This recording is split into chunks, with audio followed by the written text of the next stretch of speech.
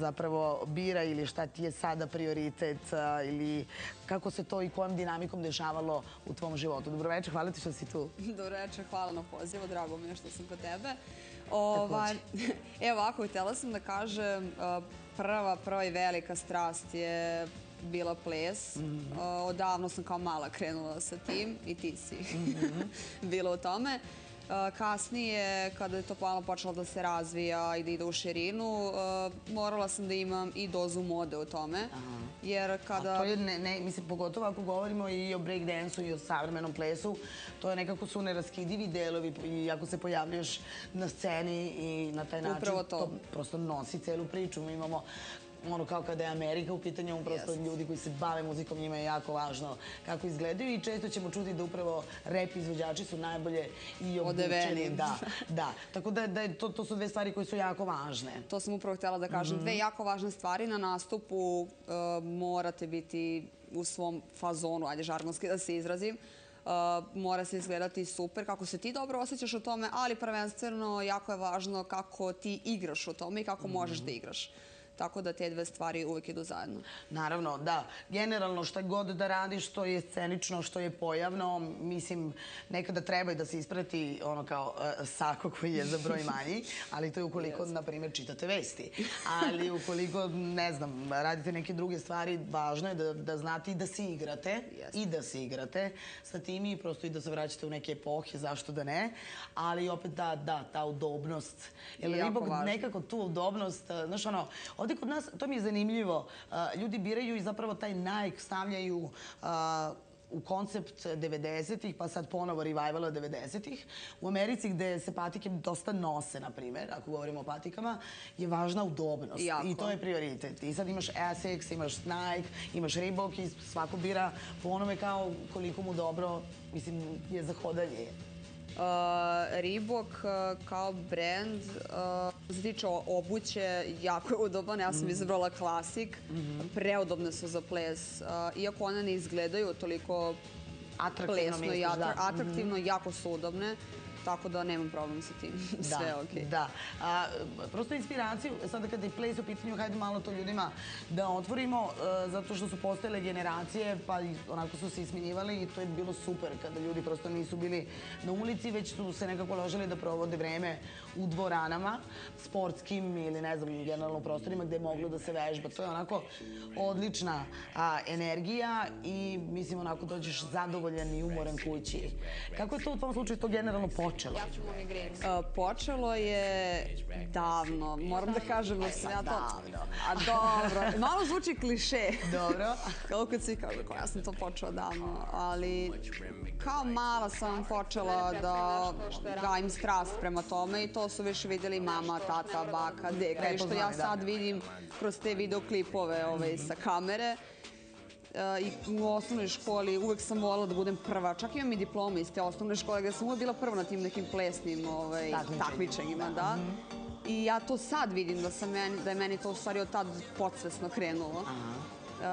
Počela sam sa baletom davno, pa sam imala neke pauze, latino. Uvek sam htjela da znam sve što više. To i dalje i sad važi. Tako da mnogi me povezuju sa hip-hopom, a da nisam bazirana na tome, nego me zanima više stilova, jer je jako važno da ti izglediš kao plesač da bi znala sve.